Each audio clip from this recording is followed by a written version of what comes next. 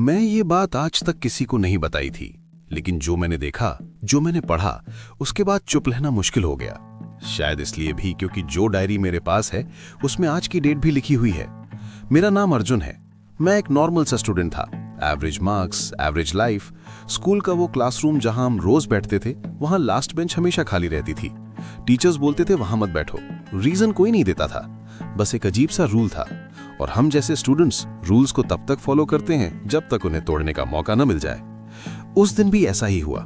Maths period free था। मैं और मेरा दोस्त हंस रहे थे, शोर मचा रहे थे। तब मेरी नजर लास्ट बेंच पर पड़ी, वही बेंच जिसके ऊपर थोड़ी धूल ज्यादा जमती थी। मैंने मजाक में बोला, आज वहीं बैठते हैं। दोस्त ने मना किया, लेकिन मैं उठकर चला गया। जैसे ही मैं बैठा, कुर्सी से चरचराहट की आवाज आई और बेंच के नीचे एक पुरानी सी डायरी पड़ी थी। कवर का रंग कभी नीला रहा होगा, लेकिन अब वो उदास ग्रे लग रहा था। नाम लिखा था, क्लियर नहीं, जैसे किसी ने जानबूझकर मिटा दिया हो। पहला ख्याल ये आया कि किसी सीनियर की होगी।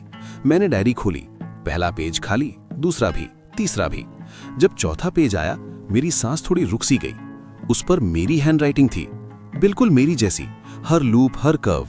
लिखा था, आज अर्जुन लास्ट बेंच पर बैठा है। नीचे डेट थी, आज की डेट। मेरे हाथ से डायरी गिरते गिरते बची।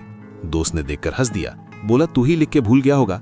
मैंने डायरी बंद कर दी, लेकिन दिमाग में एक अजीब सा प्रेशर बन गया था। उस रात मैं डायरी घर ले आया। सोचा शायद कोई प्रैंक हो। रूम में शांति थी, बस फैन की घरघराहट। मैंने डायरी दोबारा खोली। अब उसमें एक नया पैराग्राफ था। लिखा था, रात 11:47 पर अर्जुन डायरी दोबारा खोलेगा। मेरी नजर घड़ी पर गई, 11:46। 1 सेकंड बाद मिनट चेंज हुआ।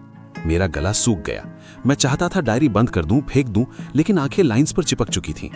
अगला सेंटेंस लिखा था, और उसे लगेगा कि कोई उसके पीछे खड़ा है। उसी वक्त मुझे गर्दन के पास ठंडी सी सांस महसूस हुई। हवा सरसराती जैसे कमरे के अंदर घूम गई हो। मैं तुरंत पलटा। पीछे कोई नहीं था, लेकिन मिरर में एक पल के लिए मुझे लगा जैसे लास्ट बेंच दिख रही हो। मैं चीख कर लाइट जला दी। सब नॉर्मल। मैंने डायरी को अलमारी में बंद कर दिया, ताला लगाया और पूरी रात सो नहीं पाया। अगला दिन स्कूल में अलग ही था। जो भी डायरी में लिखा होता वही सच हो जाता। टीचर मुझे बोर्ड पर बुलाएगा, लिखा हुआ था। दोस्त मुझसे झगड़ा करेगा, लिखा हुआ था। मुझे लगने लगा जैसे मेरी जिंदगी का रिमोट किसी और के हाथ में है। और डायरी सिर्फ बताती नहीं थी, डायरी डिसाइड करती थी। मैं टीचर से लास्ट बेंच के बारे में पूछना चाहता था, लेकिन जैसे ही मैं क्लासरूम में गया, प्रिंसिपल खुद आ गए। उन्होंने एक पुरानी तस्वीर दिखाई, क्लास की ग्रुप फोटो, साल 2009। वही क्लासरूम, वही लास्ट बेंच, और उस पर एक लड़का बैठा था। उसका चेहरा मेरा ही था। नाम लिखा था आरव। प्रिंसिपल ने धीमी आवाज में बताया, आरव एक स्टूडेंट था जो हमेशा लास्ट बेंच पर बैठता था। क्वाइट, डायरी लिखने का शौक। एक दिन अचानक गायब हो गया। ना लाश मिली, ना कोई निशान, बस उसकी डायरी मिली थी। और उसके बाद से रूल बना, लास्ट बेंच पर कोई नहीं बैठेगा। मेरा सिर घूमने लगा। डायरी, आरव, क्या मैं उसका रिप्लेसमेंट था? उस रात डायरी खुद खुल गई। मैं कसम से कह रहा हूं, मैंने छुआ तक नहीं। पेजेस पलटने लगे। पन्नों की सरसराहट कमरे में गूंज रही थी। लिखा था, कल अर्जुन सच जान लेगा। और नीचे, और सच जानने के बाद उसकी जगह खाली नहीं रहेगी। मैं भागकर स्कूल गया। रिकॉर्ड्स रूम, पुरानी फाइल्स, आरव की डायरी के कुछ पेजेस मिले। उसकी लास्ट एंट्री पढ़कर मेरे हाथ कांपने लगे। लिखा था, डायरी फ्यूचर नहीं बताती, डायरी बस वही लिखती है जो पिछले वाले ने जिया था, और जो पढ़ता है वो अगला बन जाता है। मुझे समझ आ गया, मैं सिर्फ फॉलो कर रहा था, आरव की तरह। लास्ट बेंच, डायरी, अकेलापन, ये एक साइकिल थी, और अब मैं उसका हिस्सा बन चुका था। आज मैं फिर लास्ट बेंच पर बैठा हूँ। क्लास खाली है, मेरे सामने वही डायरी खुली है, और मैं इसमें लिख रहा हूँ, क्योंकि डायरी अब मेरी बात सुनती है।